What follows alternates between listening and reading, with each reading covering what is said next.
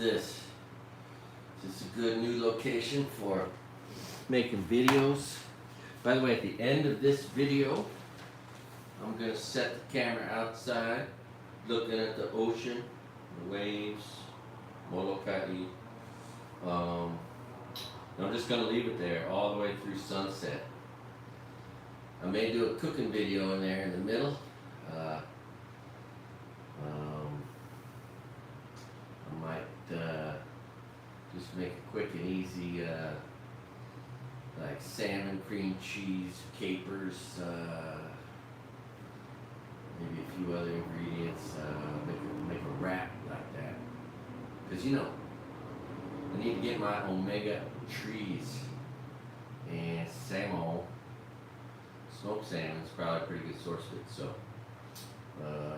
yeah, that's the idea. There's all these things I'm supposed to eat. The more I look into the things I'm supposed to eat, it's like, okay, I gotta eat blueberries, omega 3s, what else? You know, so many things. Anyway, as you've seen, I've been doing my best. Yeah, I really like that kombucha that I got at Costco because it was affordable. And the ginger lemon, ooh, that was good. I wonder if that's helping my gut. But yeah, I'm 55, and every illness is on its way. You know, I'm just praying I'm gonna live long. But I mean, my God, this Bob Ross died at 52. You know, and that lady from CNN just died. She was 58. Sylvia. Anyway, point is, I hope to, well, we do a lot of stuff in life, but pretty soon I'm trying to do my first comedy show. Well, I'm not going to try to, I'm going to do it. It's going to be a lot of fun. It's not going to be hard, I mean, as far as, you know, making people laugh. All the rest of it's a little bit complicated, but not really. This theater makes it real easy. Anyway. You know, here I am hoping to start a whole new hobby / could be a career when I'm 55, you know, and so if I don't hurry up, I mean, I could die before I ever, you know, get stuff done. So I gotta hurry up and get stuff done in case I die soon. Boy, oh boy. Yeah, it's gonna be fun. I'm gonna film the crowd live so they can watch themselves live, hopefully with the volume off, because that'd be weird. And then, what else? Oh, I'm going to do some Mitch Hedberg jokes, maybe a few Rodney Dangerfield jokes in there. I'm going to do like an hour and a half of stories, short jokes, long jokes, stories, one-word jokes. But you know, it's been like 20 years since... more than 20 years since anyone's ever heard a Rodney Dangerfield or a Mitch Hedberg joke. And they're long since dead. And so I figure what I'll do is I'll explain that I'm going to tell, you know, a few street jokes from Maui that aren't mine, a few jokes from dead, some of my favorite dead comedians. And if you know them, you'll know when I'm telling their jokes. But if you don't, then you'll wonder which jokes were Craig's and which jokes were Mitch Hedberg's, or maybe a few Rodney Dangerfield jokes. You know, anyway, what else? Yeah, it's gonna be so fun. We gotta hurry up. And I'm under threat of being sued by my ex for my daughter's college education.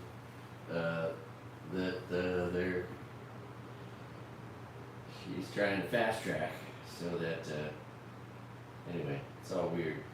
So while I was feeling financially secure recently a little bit, thanks to all your help, your contributions, your donations, your support for my channel, the rebuilding of my life since everything burned up. Then my mom passed away, and she left me a little bit of money. And I was starting to think, okay, if I do smart things with this little bit of money, turn it into a lot of money. If I could live till I'm 75, you know, I could live to see it double for 3 times or 4 times. So, and then this happened, and yeah, and it's weird. Anyway, and it all relates to my super fucked up divorce, which someday is going to be a story I will cover, because it's also a blueprint for someone who wants to really get one over on someone else. Whether it's, I mean, it can be played, I guess, by men the same way as women, in a world of equality. And women often have to pay child support, and they don't like doing that often. But nevertheless, that's a story for another day. But I'll tell it, because it really is a lesson in how to, rip off your spouse in a divorce. Anyway, but part of it was getting me to sign, lying to me, calling a paralegal who was going to write our divorce decree. Hours, like we are hiring this person together to represent both of us. No, she was representing my ex, 100%, but it was framed to me. I was lied to. I was told that she was working for us, and then threatened to be brought to court and lied about in order to, get what she would want, and being a pot smoker, that's a weak spot, right? So, she, I'm always vulnerable with that, as in a setting like that, as being accused of being a druggie because I smoke weed, right? Which is her whole thing. So, anyway, but yeah, apparently I signed something that said I pay for my daughter's college education to some extent, maybe half, up to the age of 25.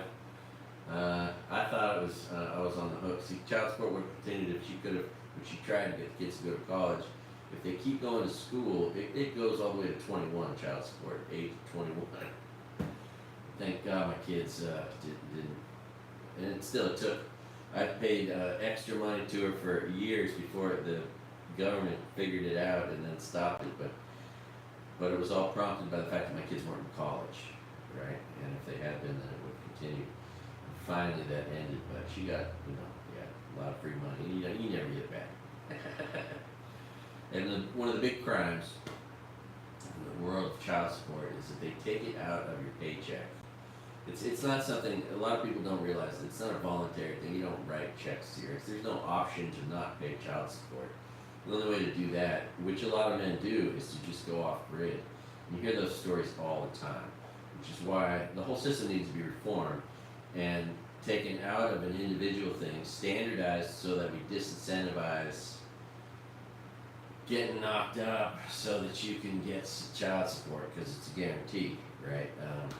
If you have a baby, and it'll just garnish someone's wages. So long as that person is a worker, somebody who earns a paycheck, you're guaranteed to get paid. So, and if that person is Barry Bonds, that's going to be $30,000 a month. So to protect him, we need to standardize it. So it's like $800 a kid a month, and we just give it to every mother, every family, the same, right? So it wouldn't be different if it was a family or a mother that way. That incentivizes the family, because then they make a lot more money if they got 2 incomes plus the $800 a month, right? And then we just have taxpayers pay for it.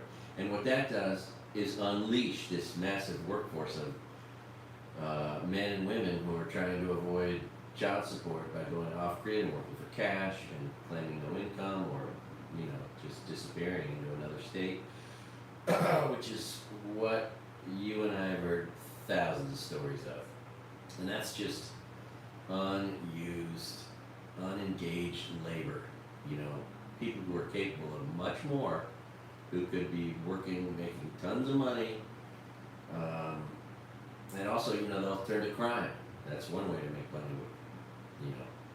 off grid, right? And so we incentivize going to work and paying taxes, and then with that many more people working, paying taxes, it just helps pay for the whole system, and it just ensures that every kid has an equal fair, wonderful life, so long as his parents aren't great, and they'll incentivize having babies, which is what those, people who want to take women's contraception away and then force them to have children after they can't protect themselves from pregnancy.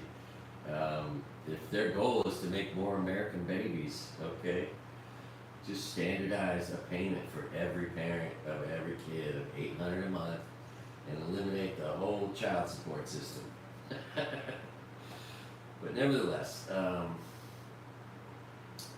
so I signed a divorce decree that was just jacked in my ex-wife's favor in every way imaginable. Eventually I went and took her to court, represented myself, and got a better agreement and got acknowledgement at least that I'd been overpaying for years and anyway, and then I learned, if you don't know this, the one place where lying is expected and pretty much just assumed, judges who just have to try to figure out which person is lying more, usually, because lying is the standard in divorce court. People don't tell the truth in divorce court.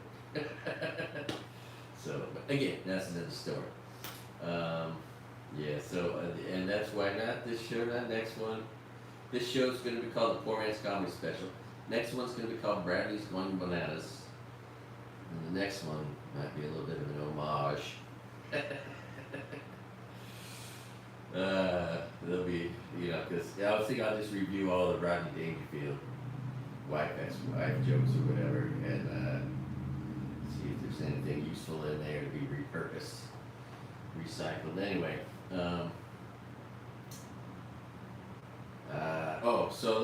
fire.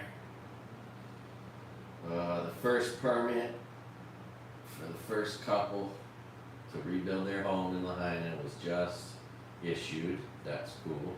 I heard a statistic I'd never heard before, which was that 20% of the people that lost everything were homeowners and 80% were renters like myself.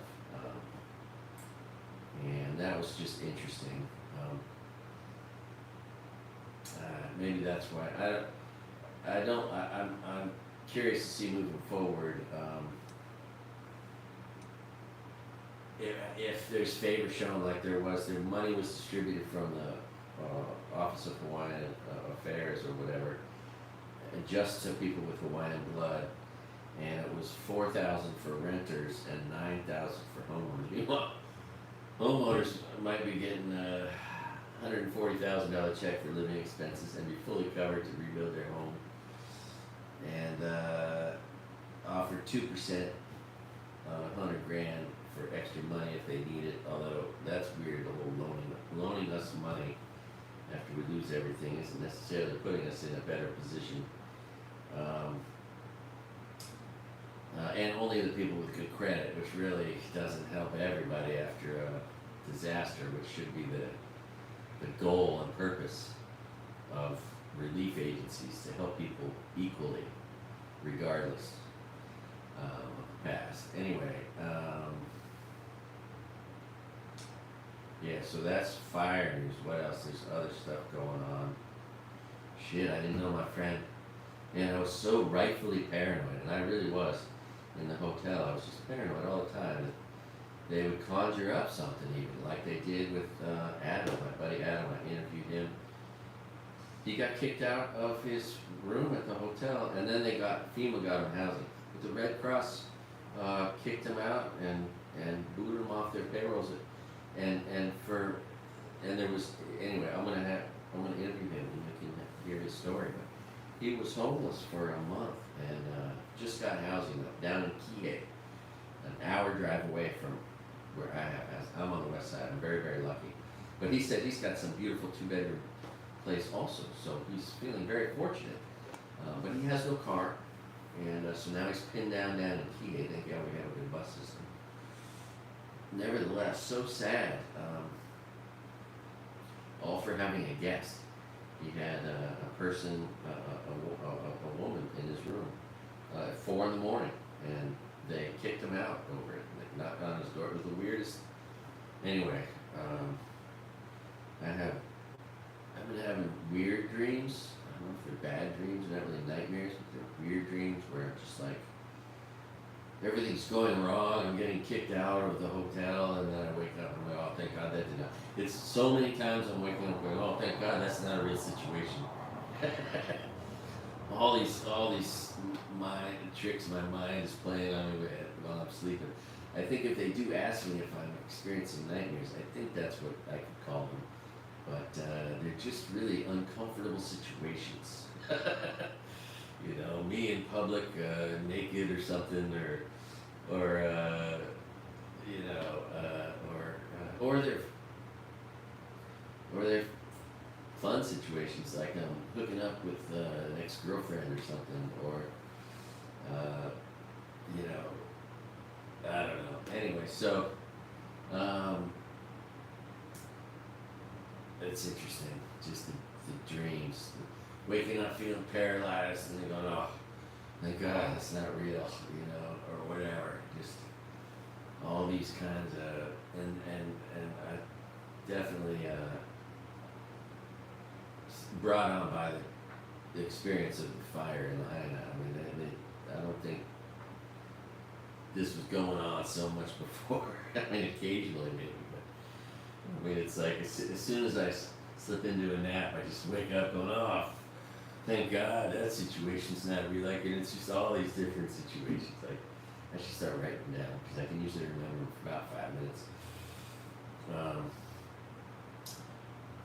And then the local guy has been reporting that still don't know really what was up. We've heard a few things about what the mayor was up to all day, the day of the fire. He had a lot of doctor's appointments, and I can see him, if he's older than I am, which he is, how much shit he's worried about and symptoms of something or another, and probably going to the doctor thinking he's getting some sort of life-threatening diagnosis. So maybe he was sort of consumed by that, you know, behind the scenes. I could see that, you know, which otherwise might have seemed like, oh, that's a selfish thing. He was going to the doctor, but what if he's worried about, or maybe he was just told he's got cancer or something, you know, whatever. Anyway, you know, so giving him the benefit of the doubt, not making excuses for him, because he really didn't seem to be too effective on the day of the fire. And his whereabouts were relatively unknown for most of the day. So, that's part of the news. And then what else? There's all sorts of talk of things converting long term to short term. Anyway, I was thinking if I did an advertisement, I could advertise it. Even though you purchase tickets for all sorts of things, and they told you some of that money was going to go to help people from the fire. I don't know anybody who got any help from anybody, from anywhere, other than like a couple few places. But certainly not from any of these multiple things that were done for charitable purposes to support the people of the Maui fire. Anyway, in the case of my show, yes, myself and my daughter's college education and my son's future, they will all be enhanced. I am a survivor of the fire. My kids are West Siders who have been deeply affected. And, you know, you can be assured knowing that someone who's recovering from the fire is actually going to be helped, and that person's going to be me. And I'll go out in town and tip 20% and eat out and help support my community in the process with the funds of you buying tickets to my show and coming to my show. It's kind of a long advertisement, so probably not. But, something to that effect, I've been thinking. Could be part of the ad. Yeah, I've been telling people I'm going to do this, and every person's like, oh, I'm going to go to your show. And I'm like, oh, I never thought of that. But yeah, I mean, I know, you know, it's a small town, 20,000 people. I probably know as from an acquaintance basis. So previously I had worked with them at several different, you know, at one place that had 600 employees, the other one that had, there were two of them that had 200 employees, you know, constantly revolving. And in those experiences over, 25 years and canoe paddling and, you know, and my outgoing nature, I just happen to know a lot of people, and it is anyway. So I think it should be a pretty easy thing to just not only sell these tickets, but to sell the show out.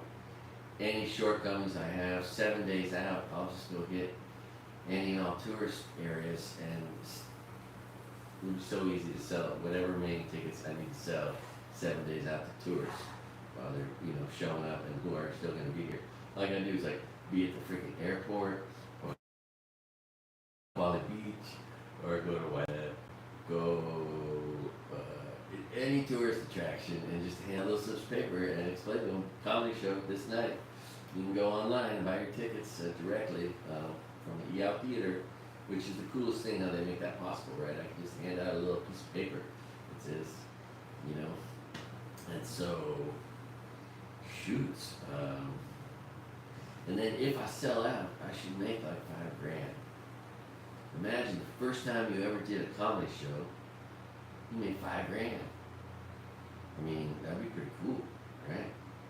Pretty good way to start. And then immediately I'll start booking, you know, successive shows, like maybe once a month, so I can pay for my daughter's college education, her out-of-state tuition fees.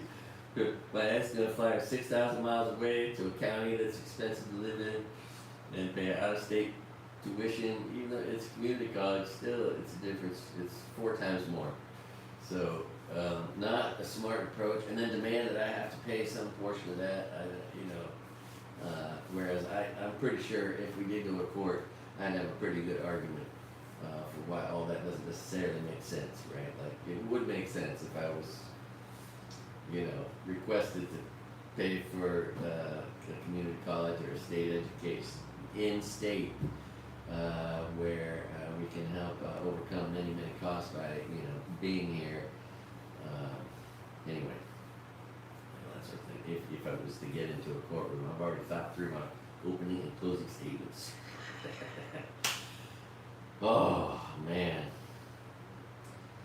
So I love that depiction of Kenny, in his orange jumpsuit with an ass face from the Ass Face, season 5, episode 9, South Park episode. That is Donald Trump in jail. That is his jumpsuit.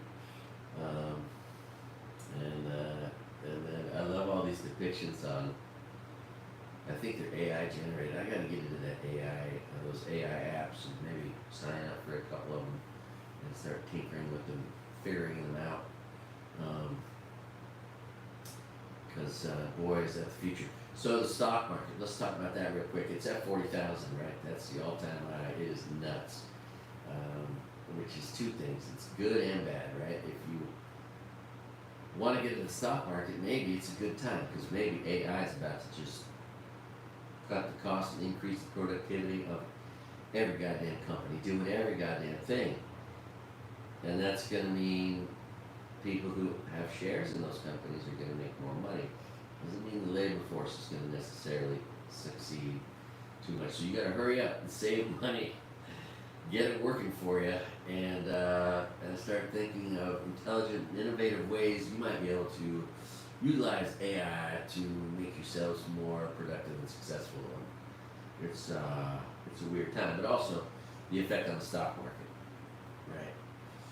Stock market's never been higher than it is right now. It's the worst time ever to freaking invest, right? You would have wanted to get in right after Donald Trump destroyed the stock market and drove it from 29,500 down to 18,000, 11,000 point drop.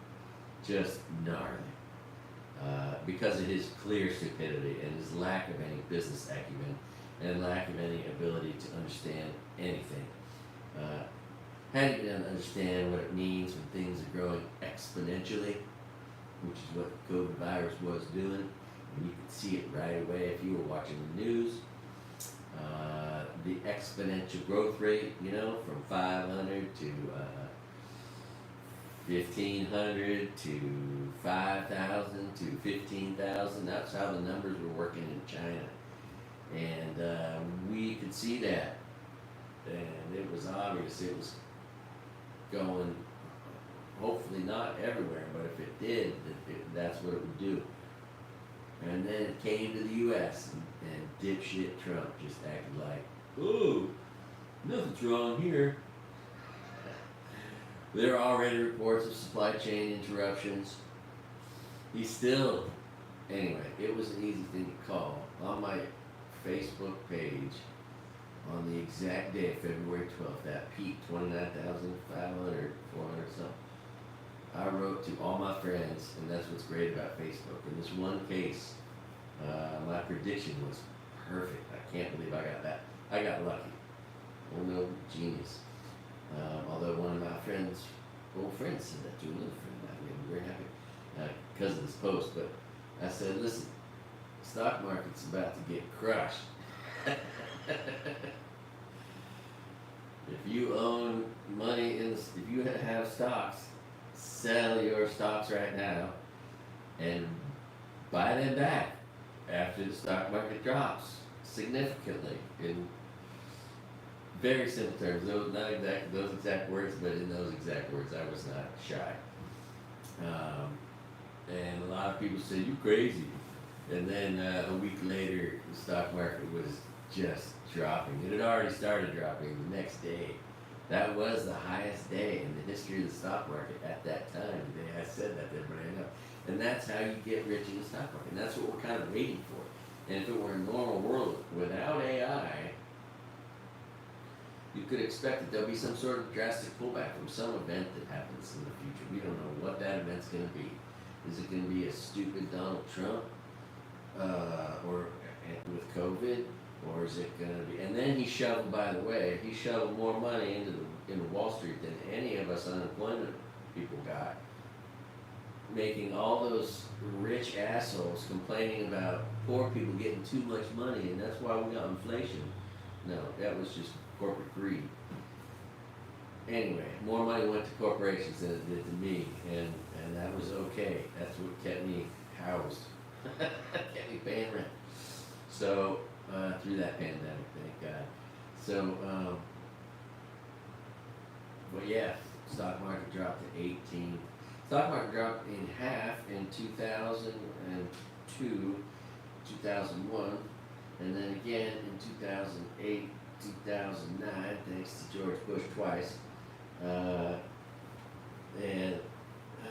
And so, anyway, that's why you want to keep 50% of your money or 60% of your money or so in cash maybe right now, just waiting for that big hiccup. Because the stock market never goes perfectly straight up. Although, what if AI does that? So that's the one caveat. Right now, it's really hard to tell. Who knows what the hell's going to happen with the stock market? But it's just damn near unreasonably high. Not really.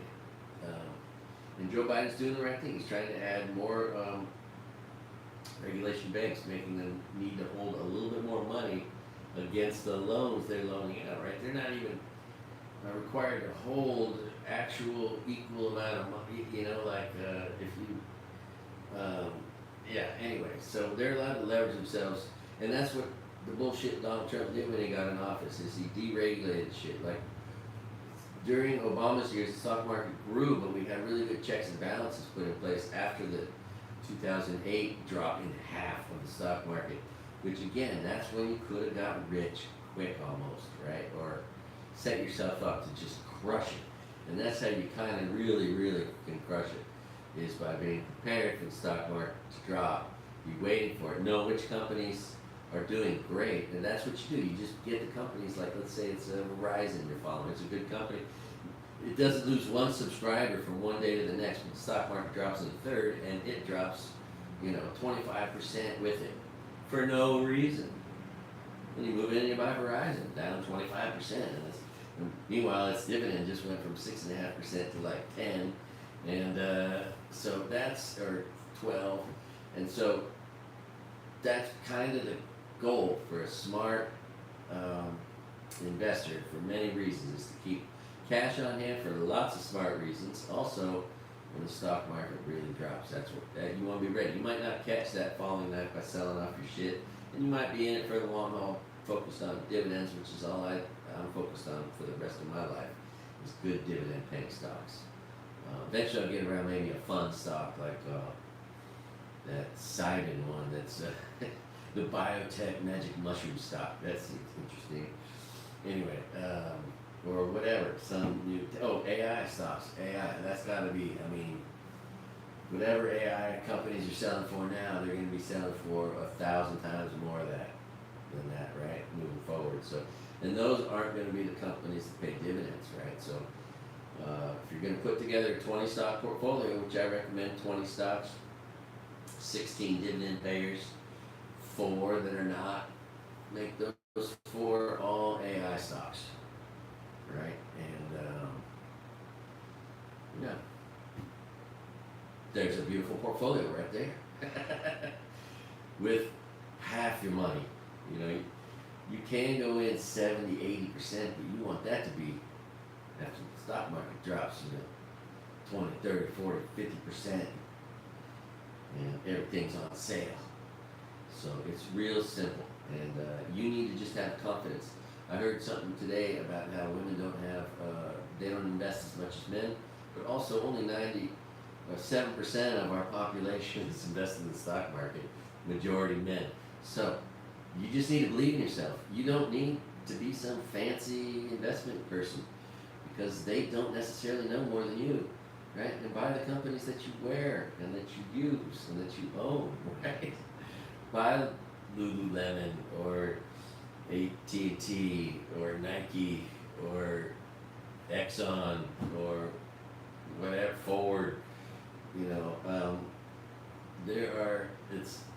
It's very easy to make buying stocks in the stock market relatable. But you want to start teaching yourself how to kind of judge and evaluate. I like to go to the stock screener and put in different criteria. My favorite one is dividend yield, and then just work backwards and then start scraping around and looking for those high dividend payers that might actually keep paying those dividends. I really don't care if the stock price goes up. But all the real estate investment trusts right now, called REITs, they're forced to pay a certain amount of their profits, like 90% of their taxable income or something like that, has to be paid out to investors. That's why those dividends are so high. And what's interesting is I haven't been following these companies or the stock market for several years. I've had no money for so long. Anyway,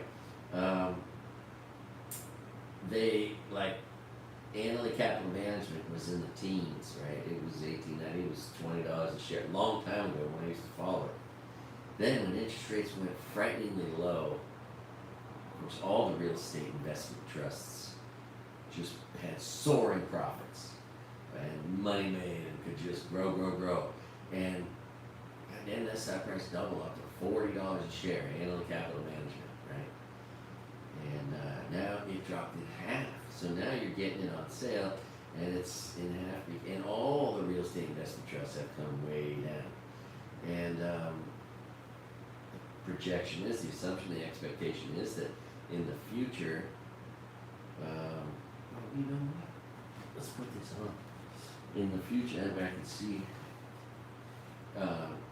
in the future, interest rates are going to go down, and those stock prices are probably going to climb. So not only are you going to be locking in at 10, 12, 13, 15% on these REITs right now. I mean, they're paying ridiculous dividends, but the stock price could actually double, and then their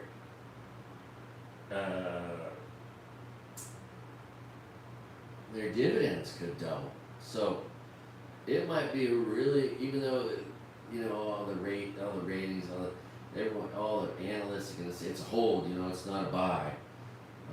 This is one of the few areas where there might just be some good value. So that's interesting. They're also kind of like one of those evil entities that soaks up homes that individuals could own and pay mortgages on, but instead some big company owns them and rents them out. So on. All right, so that's and then there's go to stock screeners and do searches, and then click at the top of the categories, and so you get it to group everything in a chronological orders and stuff, and then look at charts. Go back 5 years, 10 years. that's always revealing. Look at short interest, look at the book value. That might be what I see. They've got a thing in there saying something value, and that might be a new way of calling it book value, or like enterprise value, I think is what it's being shown as. Trading range. Look at the details about the company.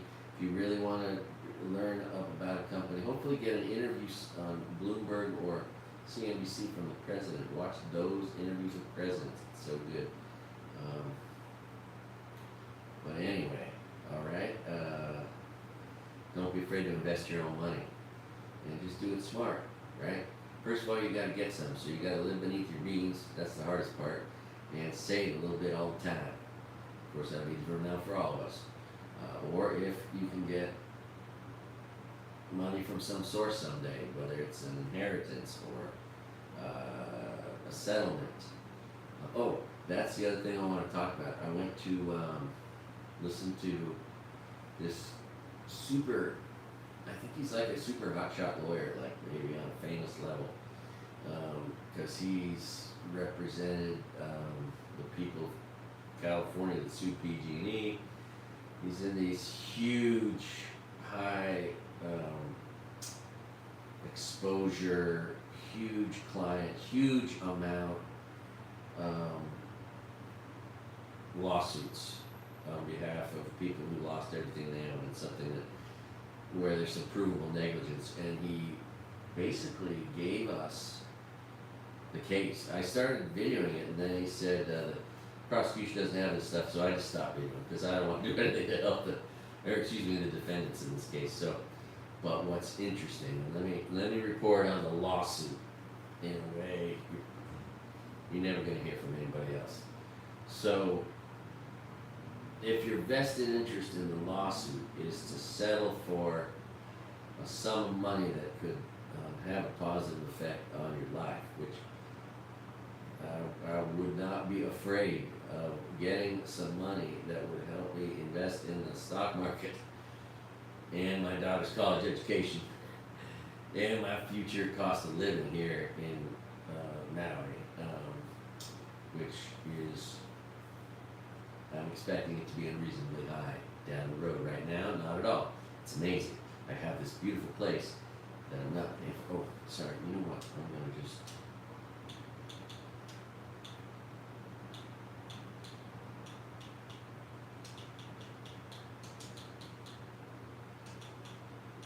I'm going to put this on TV so I can see myself.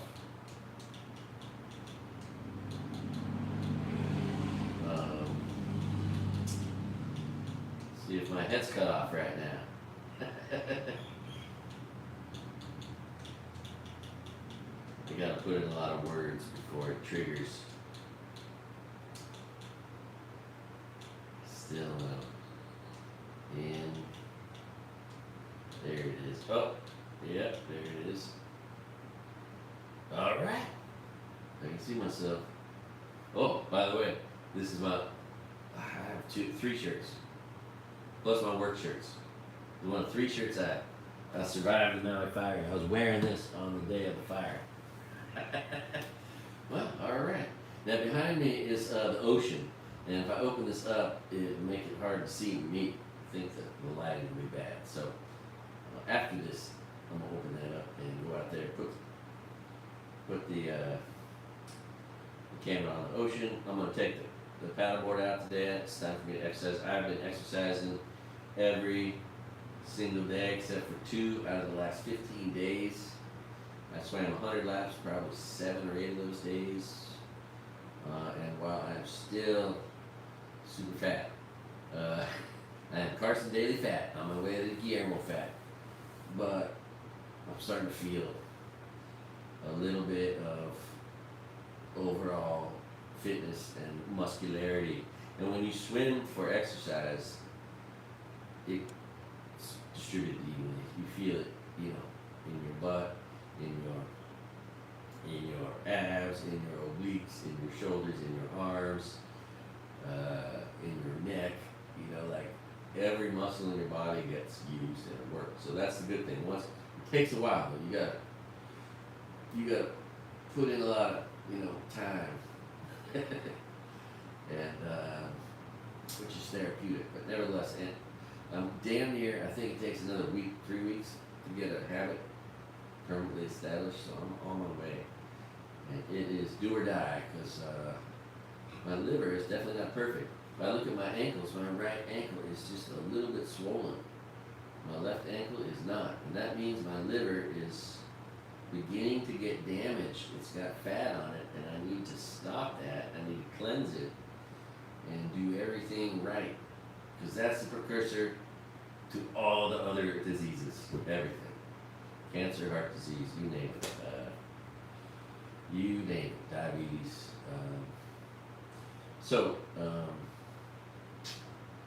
Yeah, that's my personal life here.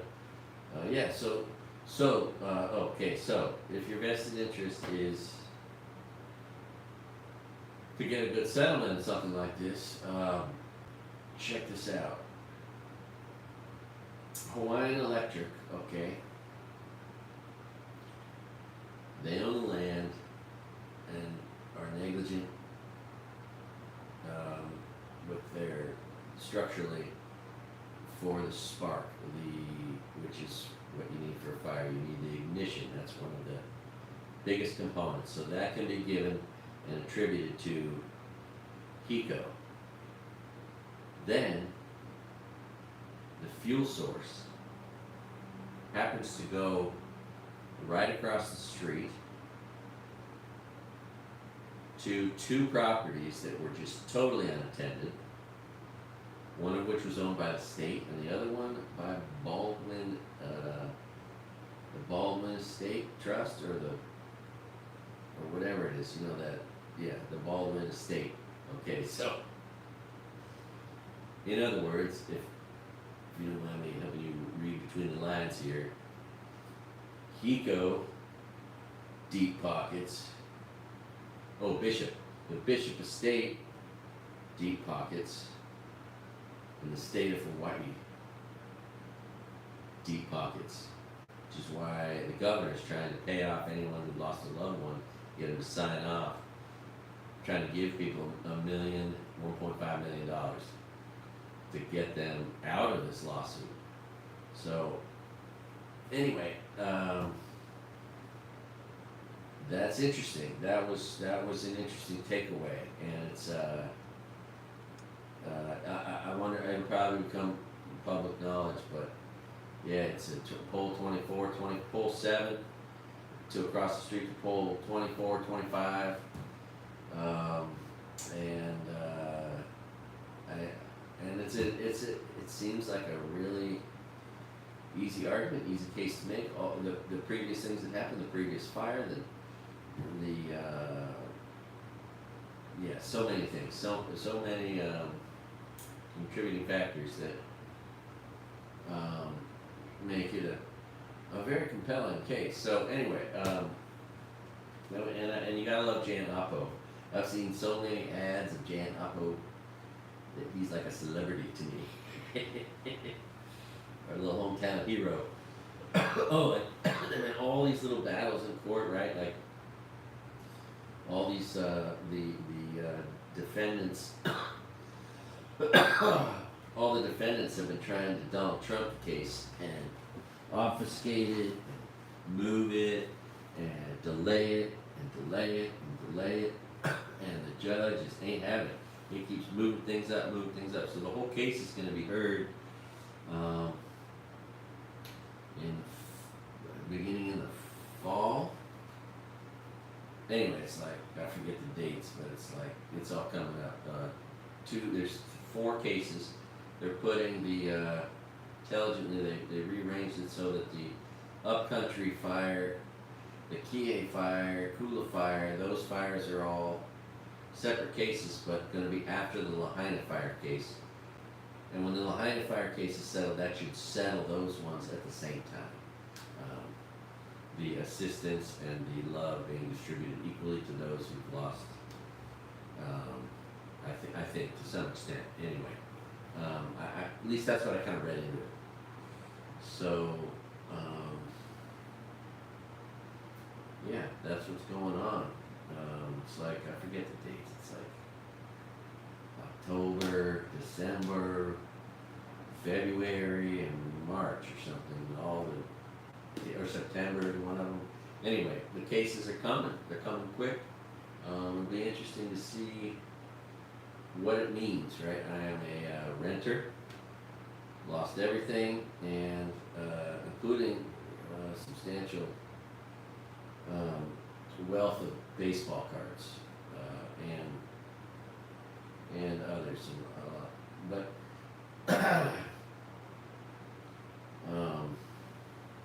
I had no insurance, right? I'm sure and that's one of the debatable topics, I think, among the legal professionals in this case are how many and what are the categories going to be that are addressed with various financial settlement amounts or percentages or however you're going to figure it out, right? So, of course, the people who are going to be getting the greatest assistance will be people who lost everything and who lost loved ones.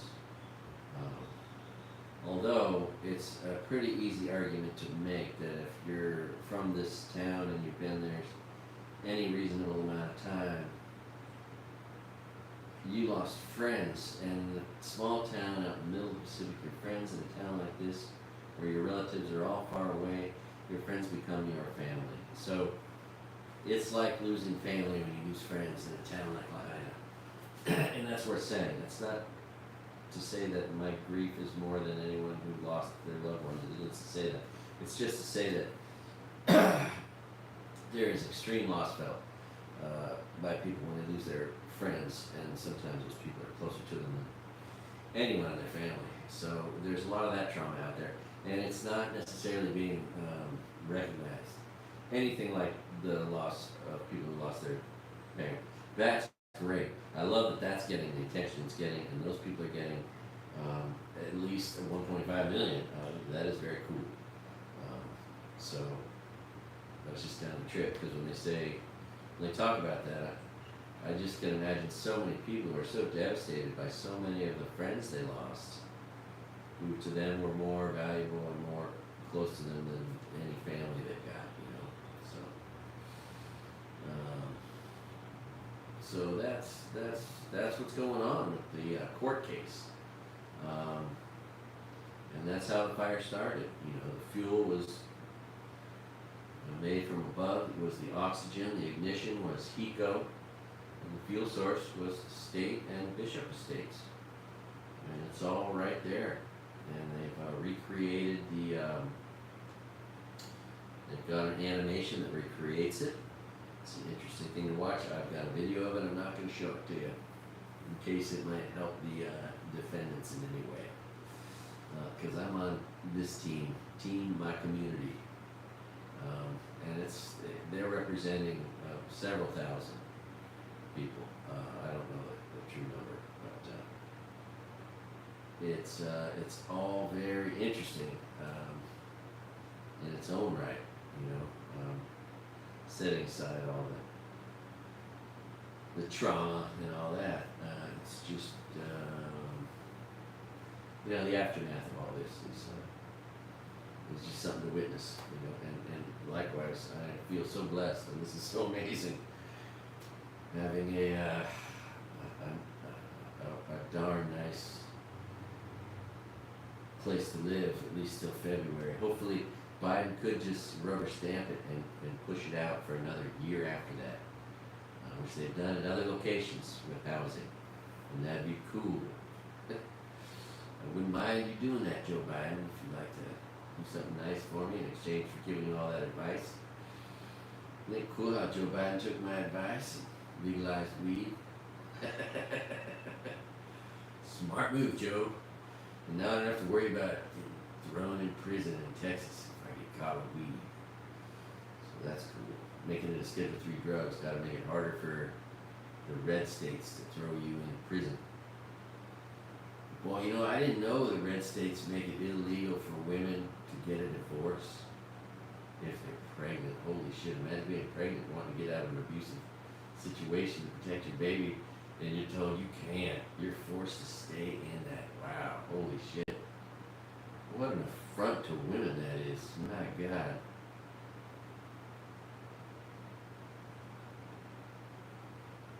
Ah. Woo, should we talk about the news? So many fun things going on. Yeah. Part of that is, and I discovered I have a Bloomberg. I can watch Bloomberg on Haystack News on this weird set of channels that I get on this one TV that I moved in with. I moved in with this TV and it has my 2 subscriptions for Netflix and Hulu in there, but left behind for me by other people is I've got Prime, which I've never had, and Max, HBO Max, which is cool. So much content between all those, and then YouTube. My God, like it's so much YouTube, and then this news channel. But if you want to know what you like to know about the stock market as you're investing in it, you don't have to do anything more than turn the TV on and let it run. You got CNBC or Bloomberg, just let that be on TV, and then go about your business around your home and listen to it, and you know, you'll hear a lot of things. There's often many greedy, sniveling people, the people who will vote for a Republican regardless of all their garbage. They'll do it just for lower corporate taxes and just for lower personal taxes on massive amounts of wealth. And those people, they smell terrible, and they permeate business news, and you can see them a mile away. So just expect that. You're going to be listening to people who are rooting for the Republicans constantly, not always. Then there's the voices of reason, often the women, but not always. I mean, who knew Maria Bartiromo was such an idiot? I watched her for years on CNBC, and she seems so intelligent. Oh, and Trish Regan, I think, too. Oh, it's just reprehensible. And then they go to the side that wants to take women's rights away and shit, and then freaking infect politics with religion, and flood the streets with guns. I mean, it's just deny the fact that the ocean is rising. My God, you can see it right here. This building is going to fall in the ocean pretty soon because the ocean's rising. It's just, and that's why Republicans are stupid, okay? Nothing they do is intelligent, healthy, makes sense, is reasonable in any way. If Republicans wanted to, so let's stop complaining about them. Let's offer them the solutions. The solutions are simple. Right, like right now, what is it? There's a couple of Republicans that are suddenly trying to fight for people's right to in vitro fertilization without persecution and whatnot. And it's weird. How they were against it in the first place. Some Koopmeyer freaking theory became real because religion is infecting politics, which is wrong and gross. Anyway, I forget where I'm going with this. Anyway, okay, so the way to protect the health of our women, which should be our number one priority, is to give them reproductive health care. Right? Denying them that, promoting black market abortions is evil, it's dangerous.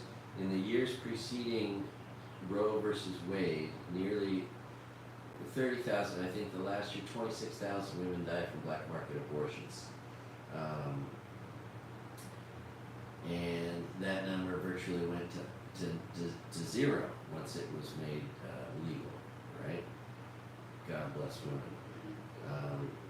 And so we know that when you take away women's reproductive health care, it murders them. It kills them by the thousands, right? So we just know that, okay? So that's just one aside. Second, Supreme Court should be ruling that there should never be a law that could ever be generated that only affects one sex and not another sex. That's discriminatory legal practice. It's incongruous with common sense. And that is, by the way, some religious theologians believe God is found by the fact that there is such a thing as common sense. And in common sense is where you find God. So I kind of like that religious philosophy. And some of you know I've taken 7 lower division college philosophy courses.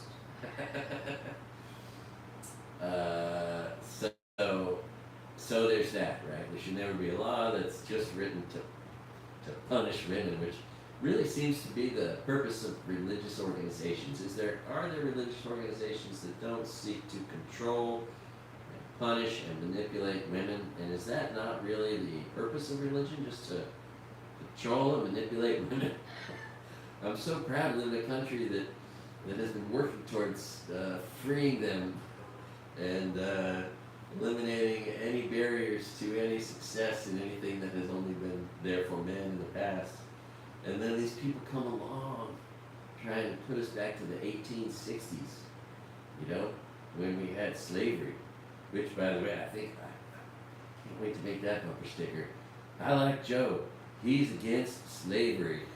It sort of sums up the political atmosphere. We've got the pro-slavery Republicans and the pro-death Republicans that call it pro-life.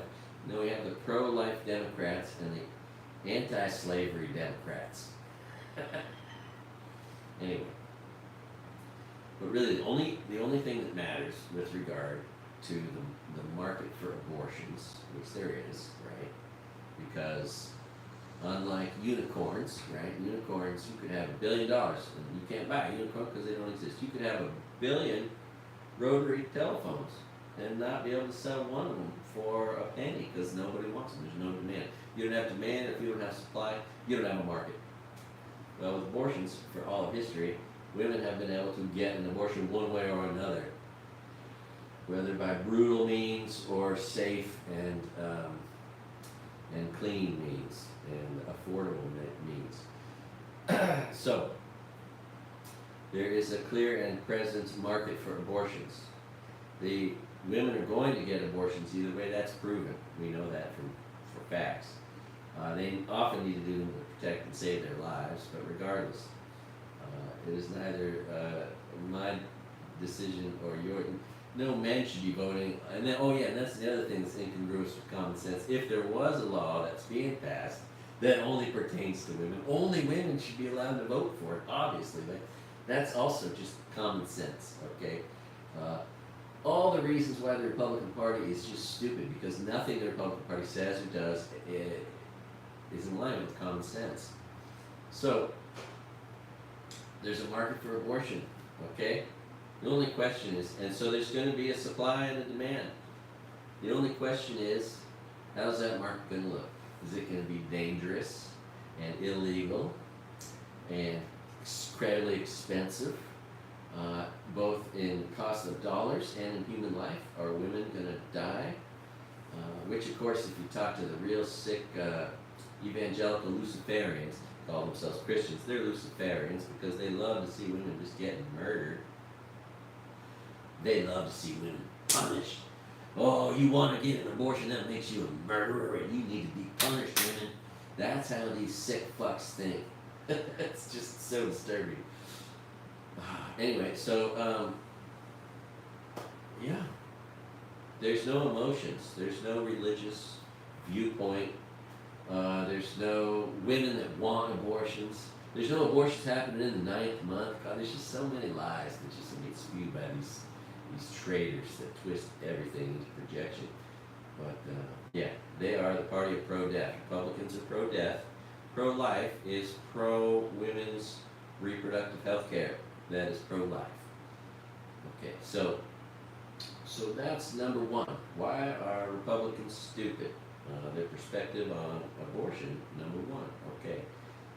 Also, if we're a free country, man, we're a free country, and yeah.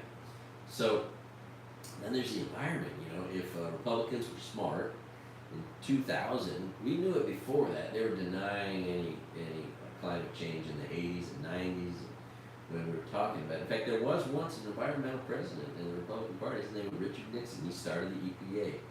What if we had other Republicans? See, he had common sense. He was a Republican and did a lot of stupid things, but he had common sense in some ways. One of those was, oh, we don't want to breathe poison air or drink poison water or grow poison food, right? He was smart enough to realize that because it's just common sense. We should want to breathe clean air, drink clean water, eat clean food, right? That's common sense. That's not some sort of hocus pocus. That's just, you'd be fucking damn stupid to think we should do otherwise, right? Okay, so when Al Gore had it stolen from him, and that's the only election that was ever stolen, was from Al Gore, which he accepted. If we'd just been smart, if George Bush had said, oh, you know what, even though I won, I definitely want to go back and acknowledge my opponent and the science that he brought forth.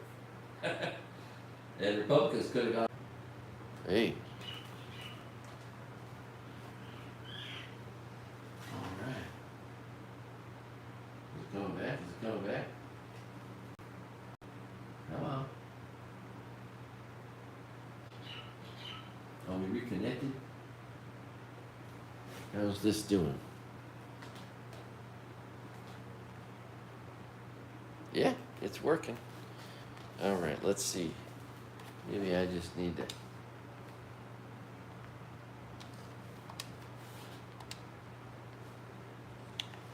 go back. All right. Yep, okay, it's back. We're back. Okay, sorry. Oh, we got 4 watching. That's inspiring. Okay.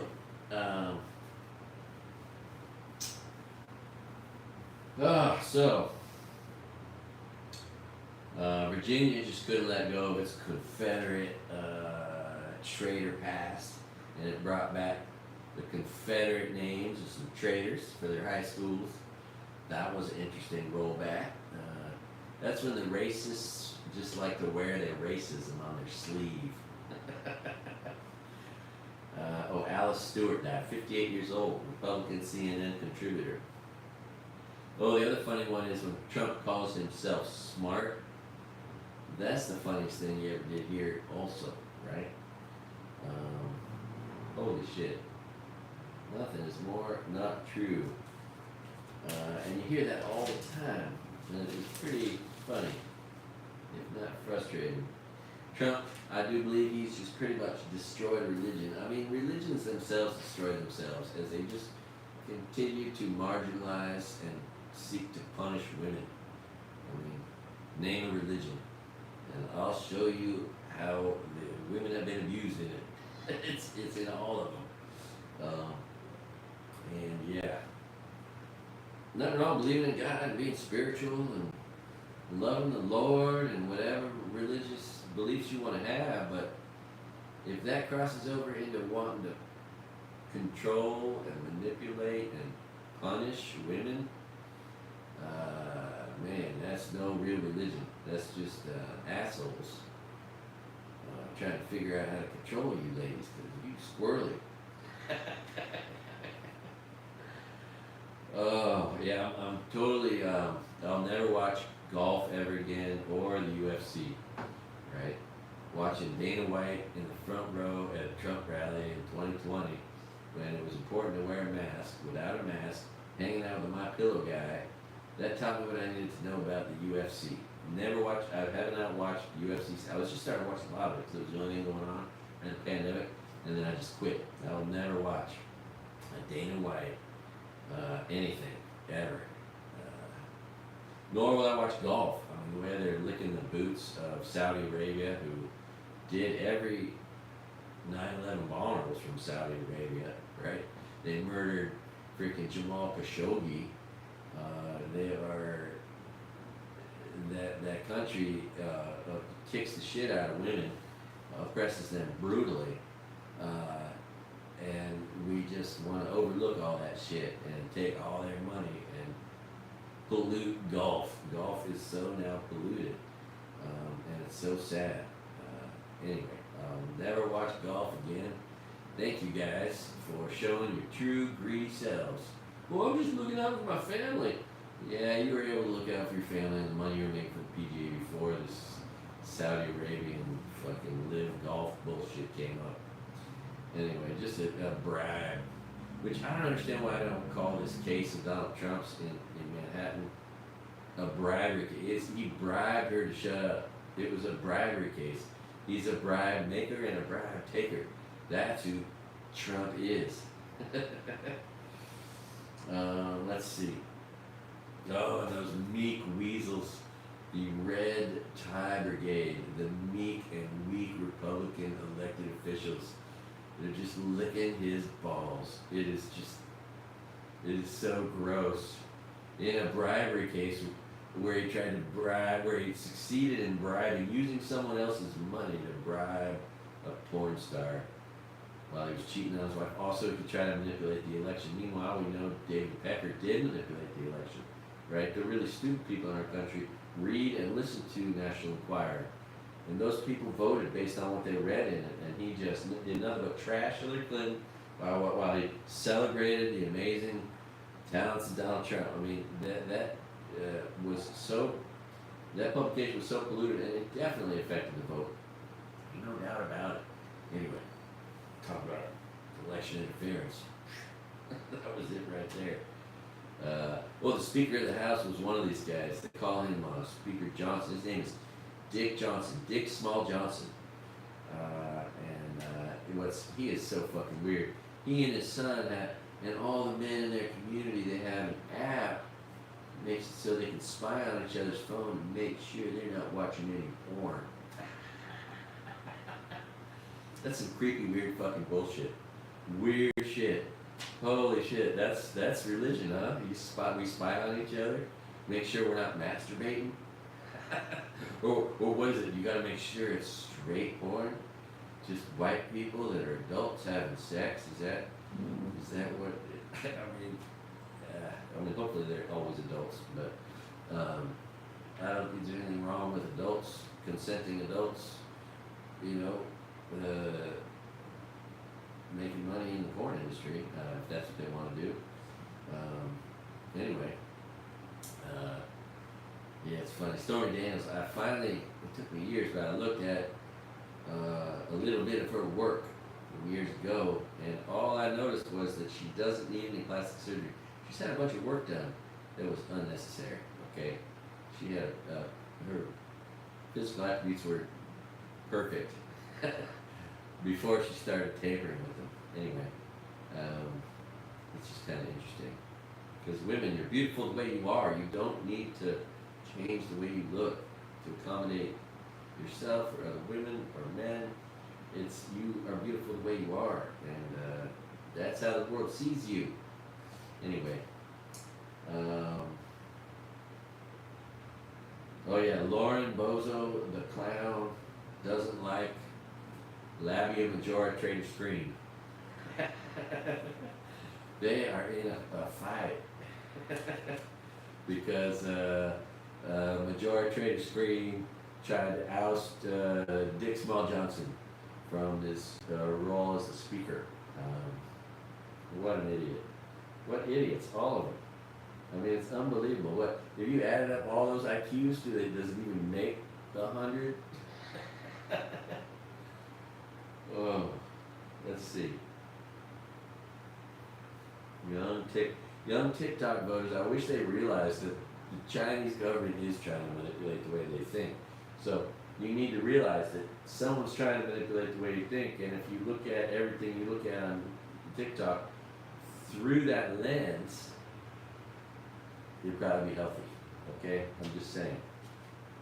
I don't know exactly what they're trying to manipulate you to think, but it seems like they're trying to manipulate you to sow division and make our country weaker. But I don't know. I'm going to go on TikTok soon, right before it goes away, and generate a TikTok audience, which is so weird. It's all weird to me. Anyway.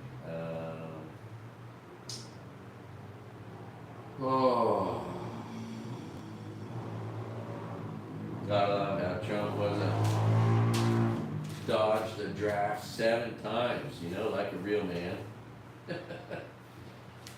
Although I might have left the country during the Vietnam War. I would not have wanted to serve, I don't think.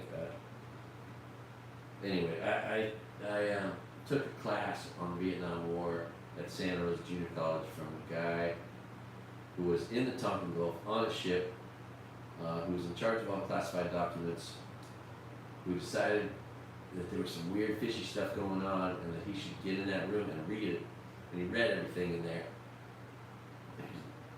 He had gone to Annapolis. His father and grandfather had gone to military academies. They'd all been officers in the military. And what he read in that classified room broke his heart and his mind. He realized what we were doing was illegally sending in these frogmen or whatever, right? These Navy like SEAL guys to blow up the harbor in the Tonkin Gulf, which is where all their commerce came from. And then after blowing it up and antagonizing them, without them knowing who was doing it, we pulled our American ships in close within firing range after provoking the shit out of them. And then as one shot was fired, then Lyndon Johnson came on television and said, America has been fired on. They have shot at us, and therefore we need to enter the Vietnam War, which was a lie, right? We provoked it. And this guy taught this class, and he told his true first-hand story of reading the classified documents, learning about all this going on.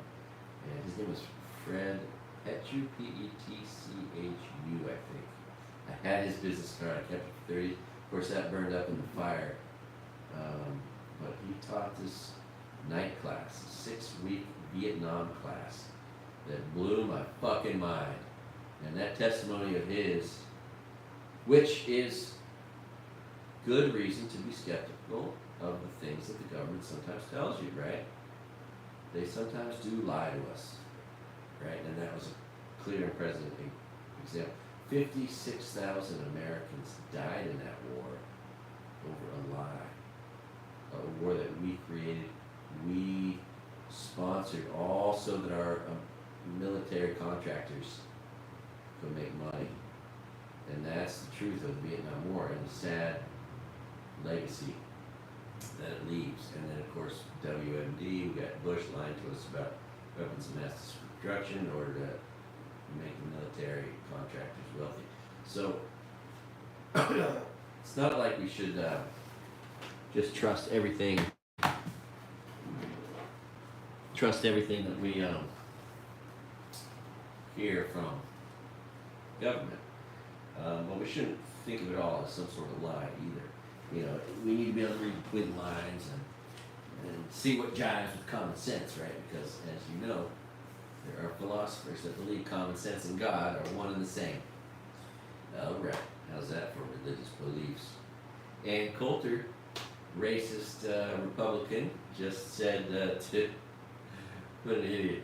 It's so great because this Indian guy, and Indians tend to often lean right. WION is just this right-wing propaganda machine for Russians, propaganda machine, spewing all kinds of shit, just like Sky News is, all kind of shit about Joe Biden. They try to dirt him all the time. It's like Fox News in India. And Robert, can't think of his name, Ramaswamy or whatever it is. Vivek. I think Vivek is his first name, right? He was told by Ann Coulter, the racist, I can't vote for you, even though I like all your ideas, because you're Indian. Because You're not American enough. Oh, it was so great. I mean, just because it's just the Republican Party revealing themselves to themselves and making Vivek just swallow that shit. Oh, God. Oh, it's Bill Burr just putting Bill Maher in his place was just beautiful, too. If you haven't seen that, you want to see that. Bill Maher's never been funny. He's always been this guy who just thinks he's the cool. He's the guy he's got this complex. He's never been cool, and he spent his whole life trying to be cool, pretending he's cool, wanting to be cool. Casting himself in the light as a cool guy. No, he's a complete idiot dork who's not that funny, who uses all this as a charade just to try to make friends. And when a guy comes by that he'd really like to be friends with, Bill Burr is so well adored by America. He comes by and just makes fun of this little weasel who's basically like a freaking Republican now. It's so weird. He's all afraid of woke stuff, and it's just weird. Anyway, you gotta love that. Harrison Bucker with his insurrectionist beard. That's the best thing about these guys, man. Almost all these domestic terrorist insurrectionists have the same beard. And I'm sorry for all you beard wearers that aren't traitors. We're trying to overthrow the United States of America, trying to overthrow the American flag. But yeah, Harrison Bucker, what a douchebag who stepped in it. Yeah, because ladies, you need to be in your place. You need to be punished. Catholic Church wants to punish you. We didn't force you to have children and give you no option to get out of it. Yeah, all right.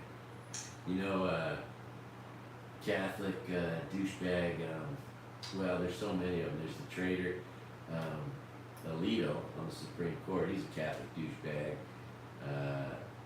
But my favorite is Amy Coney Barrett, who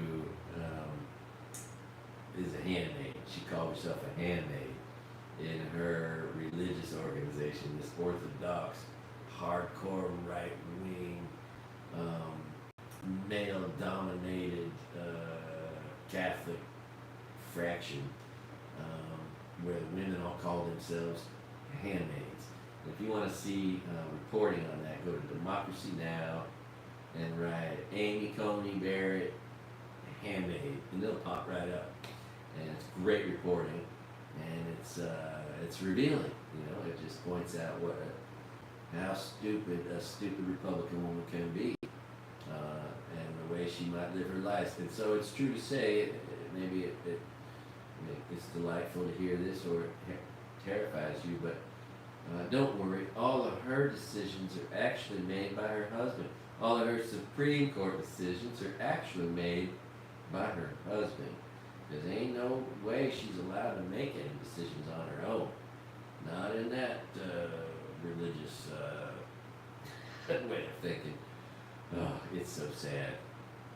All these court. I wonder how many of the 7 Catholic Supreme Court justices were raped by their priests. It's not funny. It's not funny. Okay, Jake Tapper, by the way. Trump's calling him fake Tapper. Jake Tapper's a great guy.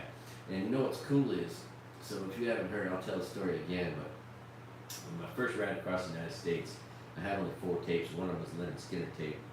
And then I ended up meeting the drummer, Leonard Skinner, right? I mean, it was just freaking, what are the odds of that? I had 4 tapes. And 2 of them were singular musicians, so it was like 10 people. 10 people. And I just meet one of those people along the way at a gym called Hard Bodies in Jacksonville Beach, a block away from Freebirds. And his name was Artemis Pyle. And he took me over to his house.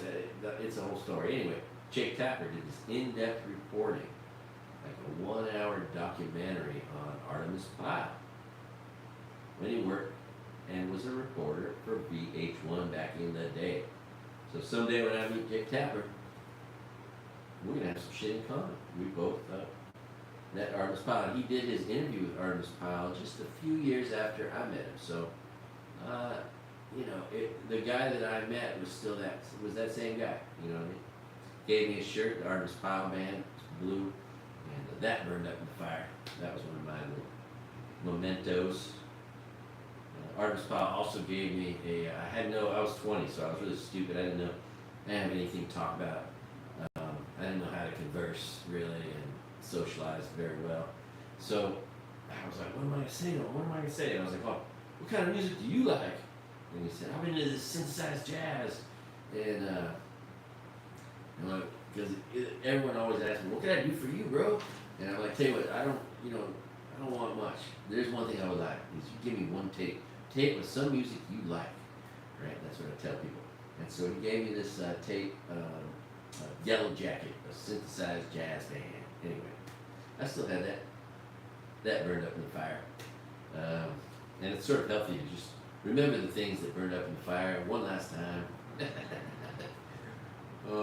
Anyway, so that's cool. Jake Tapper. The Republican traitor that hit Nancy Pelosi's husband over the head because Republicans want to live in an uncivilized world, right? Because they're stupid and dangerous and traitors and domestic terrorists like this one. He just got 30 years in jail. Now, one of these days, the dumb Republicans are going to realize if they go murder people or hurt people on behalf of their religious cult leaders, they lose their right to vote for him or her. Right? You can't vote for these psycho religious traitors who are running for office, or fake religious traitors who are running for office, right? You can't vote for them after you commit a felony, right? So future Republican felons should see this as a reason not to do harm or crime and commit felonies with all their guns that they don't have a high enough IQ to possess. Because what are we in America? We are alcoholics. We play violent video games. Whatever it is. And the third one, we have concussion ridden. We are girls who played soccer who had all those headers. We are boys who played football or boxed or were snow skiers and smashed their head into some trees. Or we've been in car accidents and had concussions. We've had concussions. We play violent video games. Okay, we eat processed foods. And we are alcoholics. I try to be a one beer alcoholic, but a lot of people drink more. So why would we want to just pass out all the deadly weapons to each other, knowing what the side effects of all those things are? I don't know. Is that congruous with common sense? I'm not so sure. Yeah, what a douchebag that Harrison Butker is. And he had to bring up Taylor Swift's name and the whole goddamn thing. What a mistake that was. Oh my God. The backlash. I can't imagine that guy's life is basically ruined from here on out. He ain't never gonna be treated the same in America. I promise you that. I'll say shit. It's a goddamn shit. Why does J.D. Vance, this douchebag, he's from Ohio, I think? He's one of these afraid of gays, anti-gay Republicans, but he always looks like he has eyeliner on. What's up with that? If you're afraid of gays, why would you wear eyeliner? Is that like a secret message? Anyway, I don't know. Seems pretty gay to me, J.D. Vance. Joke Dick Vance, they call him. Joke Dick. Joke Dick Vance. That's why he got into politics, make up for his medium to small size penis. How about this dipshit Marco Rubio talking about being in favor of human life, the dignity of human life.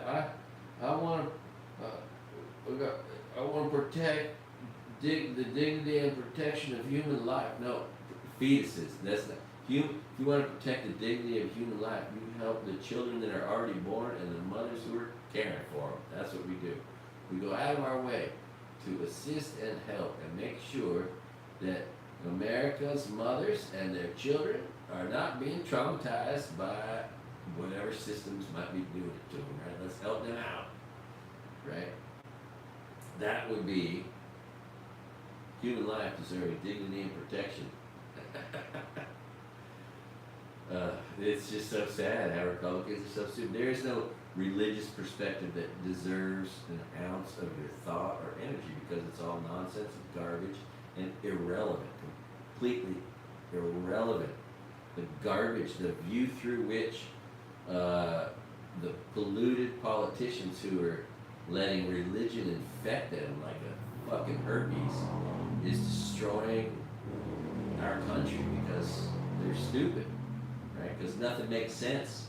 Like, there's no common sense in these religious belief systems, right? If there was, there would be more God.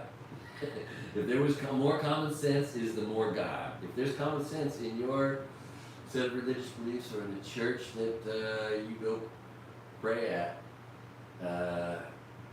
then there's probably a little bit of God in there if there's some common sense. But usually that would include caring about the rights of gays, women, children not being murdered, all that stuff. All the things that are antithetical to the Republican Party and the white evangelical Luciferians, the white anti-nationalists, the white inferiorists.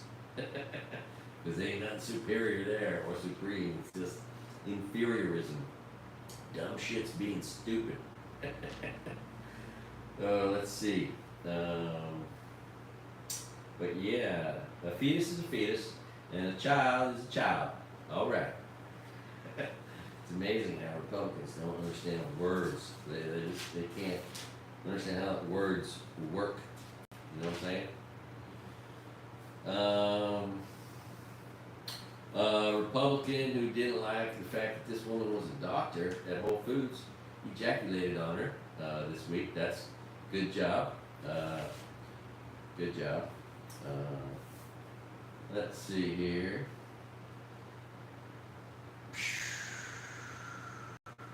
I think I covered most of the things that are here. Oh, best part is the ashamed girl. The ashamed girl, Matt Gaetz said, I'm standing back and standing by. Ashamed little girl. Isn't that funny that the people who are afraid of gay people, people who hate gays and want to perpetrate violence against gays, have the gayest name you could ever conceive? The Proud Boys. That is the gayest name. Not that there's anything wrong with being gay, but it seems like there should be something wrong with having a gay name when you're the people who hate gay people. I'm just saying, they should rebrand themselves. Right? I don't know what would be a better brand. Pretty much any brand would be better than that. Then the Boogaloos are from a fucking Disney thing or something. I mean, that's weird too, wearing their Hawaiian shirts. These these American traitors. People want to overthrow the United States of America. Think there's so, oh god, it's just so sad. Misogyny on display. Nazis on display. Jews will not replace us. Oh, really? Are you gonna target Jews? Hey, I got an idea. Next time you want to target somebody, because you don't like everybody. Why don't you target black people or Mexicans? Oh, I know why. Because they'll come out and kick your fucking ass. Right? All the nice Jewish guys that are busy working hard. Ain't nobody got time for that. They're too smart, and too busy, and too involved in their families to want to pay any attention to these dipshit, low-brow, low-IQ traders walking down the street saying, Jews will not replace us. Meanwhile, half these guys have Jewish blood. They're just too stupid to realize it. Jewish are the whitest white people on earth. Isn't it weird where white inferiorists they think they're supreme, but they're going after the whitest white people on earth. If anything, white supremacists should be celebrating Jews because they are the whitest white people. Anyway, I only say that because many of my Jewish friends are a little bit nerdy, and if you've ever watched a black or Mexican comedian refer to white people, it's always a nerdy white person. Who could be half of my Jewish friends? I'm just saying, like, they're pretty white as far as I can tell. So, yeah, that's just what's weird, right? You get these inferiorists calling out the Jews who are like, whatever, dude, or they go after women, right? Anyone that they think is an easy target, versus like they ain't going after the black guys. No, like they don't have their hoods on because they know they're gonna get their asses whooped. They're not walking down the street talking shit about Mexicans because they get their asses whooped, right? Because really they're just cowards. They're just cowards. Anyway, that's what I like to see. I like to see these guys actually talking shit about blacks and Mexicans, right? You white inferiorists. You want to show that you're brave? Take those guys on. How about Greg Abbott, spineless Greg Abbott, letting out David Perry, white inferiorist murderer, murders a beautiful white man who's there with his black wife, right? Protest. Anyway, a coward, a Republican coward, brings a gun to a protest to shoot a Democrat. That was his whole goal. He did. He murdered somebody, and now they're trying to restore his gun rights because they're stupid. Republicans are stupid. They don't do things that make sense. You're going to let a murderer out back on the street who ain't safe with a gun, and you want to give him his guns back, right? Of course, right? Meanwhile, you're going after Hunter Biden because he had weed, he was smoking weed, and then he bought a gun. He had a gun, right? That's the best one. Republicans going after Hunter Biden for gun ownership. Because they're stupid. Nothing they do ever makes sense, right? There's no common sense in the Republican Party. If there was, they'd be fighting for clean air and water and food. Be fighting for women's rights. Be fighting to protect the environment and protect our children from gun violence. That's what they'd be doing if they weren't stupid. Yeah, the Republicans are very sensitive about being called stupid because they are. And it's the funniest thing. It's the best thing. And Trump has signed up for 2 debates. Boy, is that going to be interesting, because he has been slurring his words and talking jibber jabber, and he is slipping right now. He is losing. Well, the best thing is, thank God, because I wish they'd done it on the last couple. Hopefully there'll be a big space. There'll be no audience, right? So there'll be no MAGA traitors in the audience cheering him on for being a traitor, which is so gross. And they're going to be able to cut off the mic. Right? So as soon as his time's up, when Joe Biden's speaking, we'll be able to hear Joe Biden speak. Donald Trump will be silenced after he gets his fair amount of time. And so we'll be able to differentiate the two a lot better. I mean, they're easy to differentiate. They're so different. We got sweet old Uncle Biden, Uncle Grandpa Biden, America's Uncle Grandpa, who loves us all. And then we got the traitor, con man, freaking narcissist, sociopath, criminal, Trump, the traitor, DJT, jackass, douchebag, jackass, traitor, or Davis Jefferson, traitor. Jefferson Davis was the president of Confederacy. He was their president. He lived in Maui. And I stayed on that property on one of my bicycle rides. Anyway, what else is there? Yeah, good job. Holy shit, I can't believe. Now, I just hope Texas votes for better politicians this upcoming cycle. Florida and Nevada. Women's rights are hopefully going to inspire women to get out and vote. I mean, just more than ever before. Every woman out there, and those women who can read and who aren't afraid of books and who don't want to take other women's rights away, you need to encourage your friends to register and figure out how to get through all the loopholes in your state. If you're in a Republican state, it's not going to be easy to register to vote, which is funny because there's a lot of really, of course, stupid Republicans, and it's going to be made so complicated ultimately that stupid Republicans can't figure out how to register to vote and how to show up on time and all that good stuff. I just can't wait for that to be a side effect of their own voter trying to decrease the vote, their efforts, voter suppression, right? They're going to ultimately suppress their own vote because Republicans aren't smart enough to figure out how to jump through all the little hoops. Oh, man. Oh, and then there's Puff Daddy. Good old Puff Daddy. All this talk about helping grooming people and being gay, all that.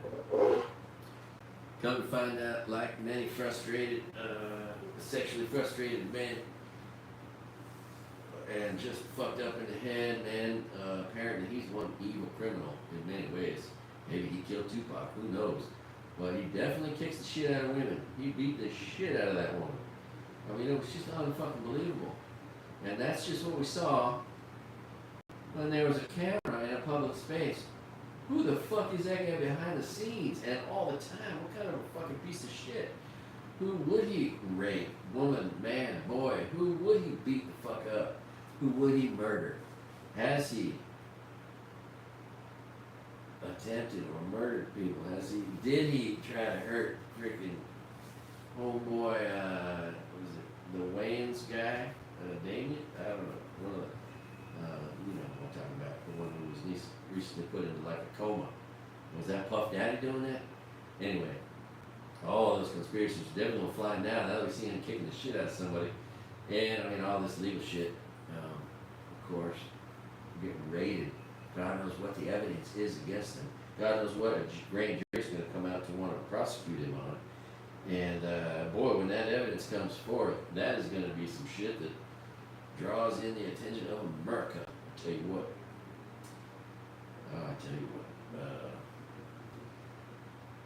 Anyway, thanks for letting me talk to you. This is weird having this podcasty thing, but it's also really good because what I'm realizing is if I'm gonna want to do on-stage comedy performances and whatnot, sometimes talking out my ideas here and just performing in front of a camera with nobody around or whatever, trying to keep thoughts cohesive and broadcasting those into this space seems to be like training and helping desensitize me for what is to come and emboldens me and gives me confidence. When I do this first 1.5 hour poor man's comedy special here in Maui at the Out Theater in 7 to 11 weeks from now, let's say. Yeah, there'll be no shortage of confidence and comfort on stage. It'll be easy, but a lot of it'll be easy because you all have empowered me to speak to you. You guys encourage me. You guys have supported me financially, which has been a miracle among many, many miracles, including this place to live. But your guys' help, I mean, the money basically I'm going to be giving this woman, the $2,000 I'm giving this woman to rent Eat Out Theater is cash I have right here that you gave me. I just took it out. I don't trust banks because they can't steal your money. Texas did it to all those people who had $17,000 power bills raped from their bank accounts when the deep freeze happened. That's just one example of when banks steal your money. So I wish I could trust banks entirely. It'd be cool if we could. Civil forfeiture, there's another thing. Want to make America a great place? Yeah, we end civil forfeiture. Easy peasy, lemon squeezy. Booyah. You know what? For the one, because like 1 out of 20 people that they steal money from, our federal government, is a drug dealer.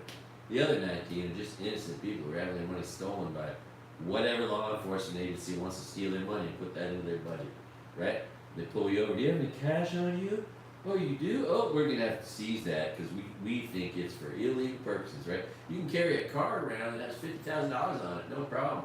But if you carry $25,000 on your way to buy a used car and you get pulled over by the cops, they can steal all your money, called civil forfeiture, because that's suspicious.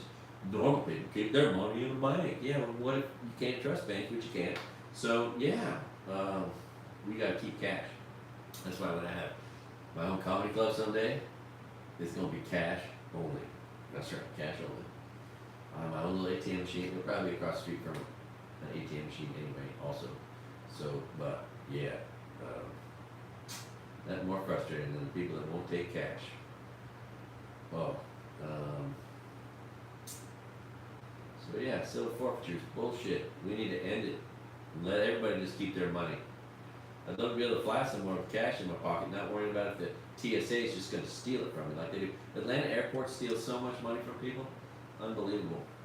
Not to mention small municipalities, sheriffs can just pull over anybody, steal all their money, never get back to them. It happens all the time, literally all the time. Something like $5 billion is stolen by various law enforcement agencies throughout our country in every given year from us, right? We need to just vote to stop that, right? We can't do that. We could vote that, oh, if you vote for me someday for president, I'm going to end civil forfeiture.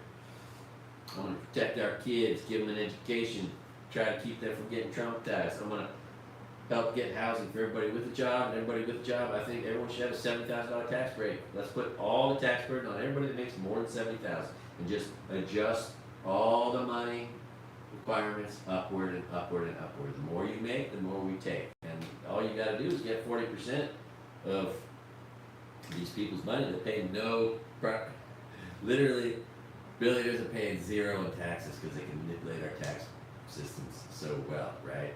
So let's just actually get billionaires to pay 40%. Wouldn't that, or 39.999%? Wouldn't that be great? That would make sense. Of course, they'll be like, oh my God, I can't believe we made $100 million and I had to pay $40 million to the government. Yes, you did, and thank you for that. And that's why people, and then our government will be flush with money. We'll have a huge budget, and poor people will be going to work with a lot more dignity, right? So these are just some of my ideas. You know, I do like to save the world, you know, in my mind. If I was president, I have 30 ideas that would change the world, and those are some of the biggest ones right there, and they could all be kind of work together. I imagine like the way, now, the homeless people. Let's create like a recycling, renew, reuse program, or start your life over programs, right? Where like, almost like military, we do boot camps, but for everybody at every stage of their recovery process.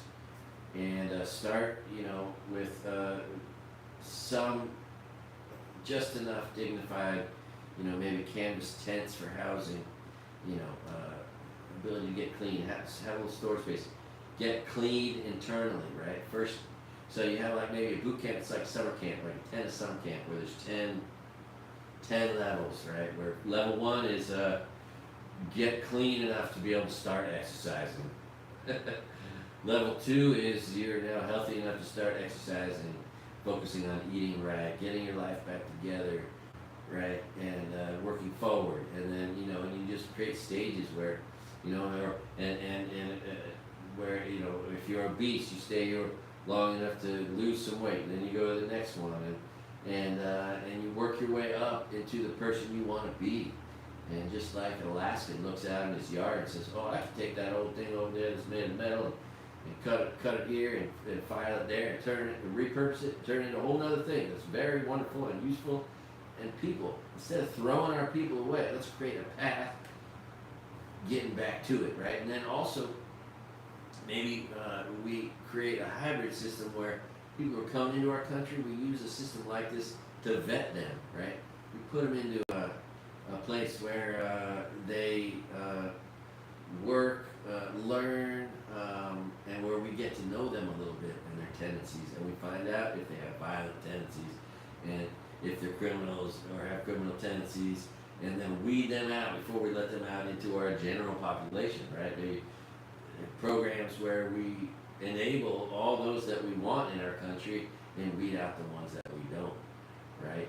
That would be kind of, and then we feed that into the, you know, Make Your Life Great program, and help people get the education, the apprenticeships, the trade knowledge, the capacity to work, and we just become enablers for people to make the best of their lives. And then, of course, once they get all that stuff going, they can get into that housing program where you buy a house and it's affordable and it's mortgaged to you for $400 a month, where it's not free. You're paying for it. It's just not ridiculously expensive. And we'll let the free markets run wild with their crazy rents and their crazy cost of a home. But, you know, if we build enough small houses and we get this is actually going to bring the cost of all housing down and rent down because there's a better alternative, right? And it'll be just great for everybody. Because see, when people have ownership in their property, in their house, and they take ownership in themselves, and if they have more money to live a healthier life, they will use it to live a healthier life, right? There's all these experiments done where rats or whatever, or mice are given drugs in a stressful situation, but when you take all the stresses away, they just stop using drugs. People are kind of the same way, right? They're going to make the best of themselves when they're in the best situations. So, but then we create safety nets. Okay, like what I would want if the day I became homeless, let's say in February I get kicked out of here and I become homeless, what I would want immediately would be some sort of program and system where there's a place that allow me to store some of my things, have an address, maybe a tent so I'm not in the rain, place to sleep, and build my life out back from, right? So that I don't just go straight to the streets and then incurring all sorts of challenges that would then come with that, right? Go straight from homelessness to a program where I can just bounce right back. And then, of course there are some people that want to be homeless, I know, but it's not that many of them. I think if you gave a system and a program and opportunities for everyone who's homeless to get out of homelessness and to get into healthiness, I think many would take that opportunity, and we should offer that for our brothers and sisters in the United States of America that should be compassionately caring for each other. We are not dominion doesn't mean we're supposed to dominate. Dominion means you're supposed to be caretakers of, right? So that's another thing that the churches really fuck up, is that we're supposed to dominate everything. No, you're supposed to protect it, be the caretakers, right? Protect the environment, protect women, protect children.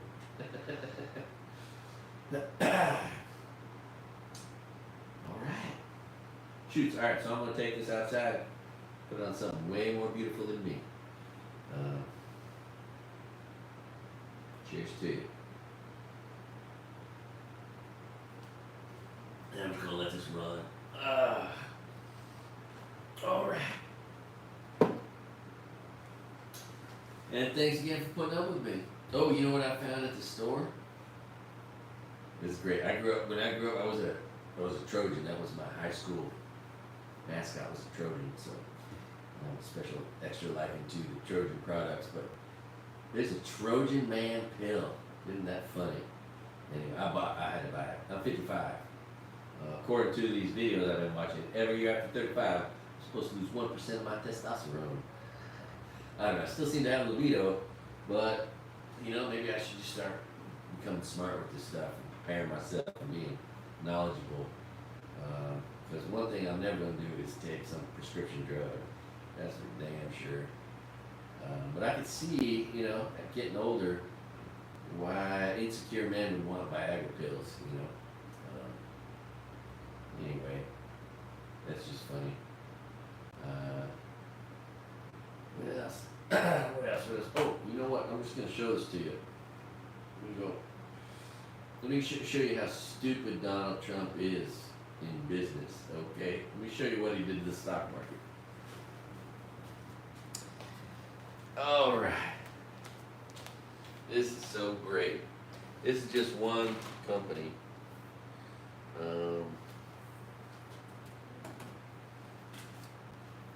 Alright. Here, let's get that beautiful world outside going. Oh, let's see here.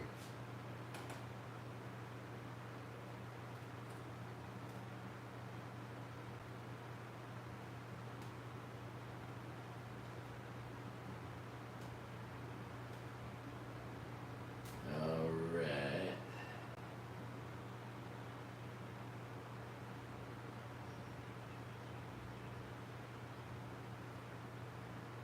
It's gonna take a second. Let's see here.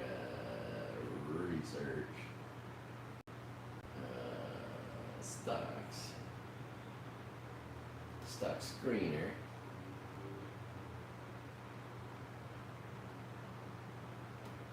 Dividends. Let's screen stocks based on their dividend yield. That's a great one. Just my favorite thing to do. Where is it? Annual dividend yield. Boom. Okay. Oh no, rate. We don't want rate. We want yield. Okay, here. Alright, everything above 6%. View matches. And then let's reverse that. Okay. Let's see, how's that look? Where is it? Which one is it?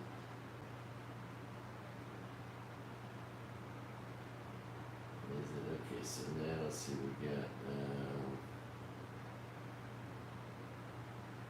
Is it this one? This is an interesting one. Invesco mortgage cap. It's paying a 17% dividend right now. Alright.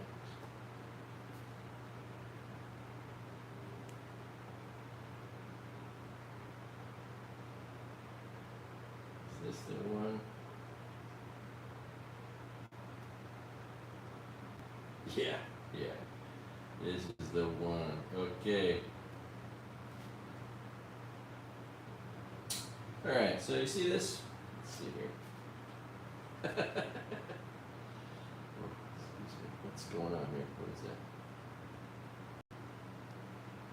Okay. Can you see that? Let's see. Alright, there it is. So, what year we got here? 2010. This is starting in 2010. Okay?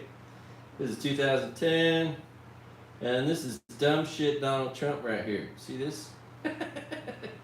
Dumb shit Donald Trump. Mishandling business and the pandemic. Murdering 500,000 people and the stock market at the same time. Let's see. So, yeah, so that's this one company. But look at how it's stabilized. You know what I mean? It seems to be stable right around $10 a share, paying a 17% dividend. Which seems like an interesting risk. But yeah, so and this company never recovered, right?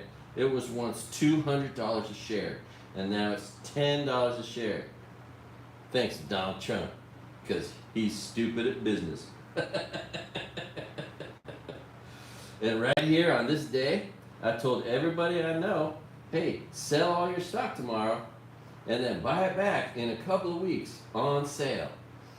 Not anybody really listened to me. It happened to be my best call in life, but that's why you want to save your money on the side so that you can buy stocks here and not here. Okay. Will that happen again? Probably, for some reason or another. What will be the cause? We don't know. Might it not happen? Might the stock market go from 40,000 to 80,000 because of AI? Maybe. Anyway, I just wanted to show you how stupid Donald Trump is on a graph.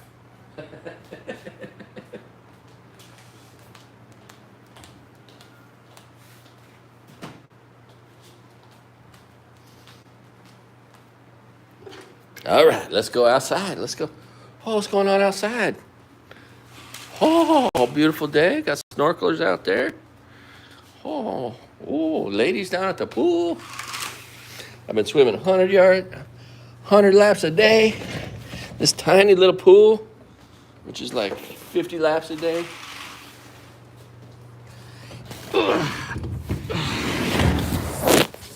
This door is so stubborn. All right, let's set this up out here. I'm just gonna let this run indefinitely. I'll just let it run. Okay. All right. Go America. Go Hawaii. All right. How's that? Still going, right? All right, we're still going. All right. Life is good. Thanks for putting up with me. I'm trying to figure out how to do like talking story podcast videos, by myself. Where would the location best be? Should I have an ocean in the background, or should I have what you just saw? But shoots, look at, there's nobody in the pool. That's exciting. Let's see here. My skin can't really handle much sun at this time of day.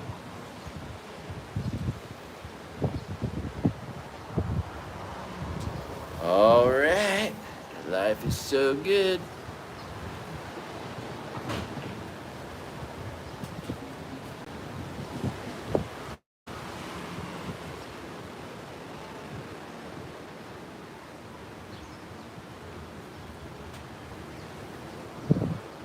All right, let's see. What do I got to do here?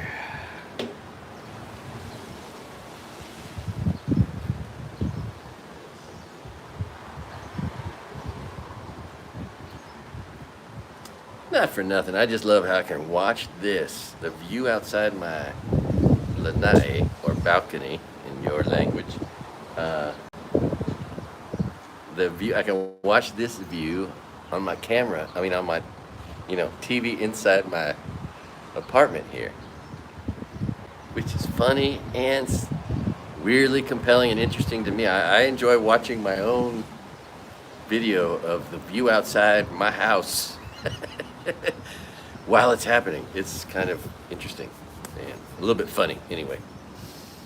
All right, let's see here. Should I show the pool less?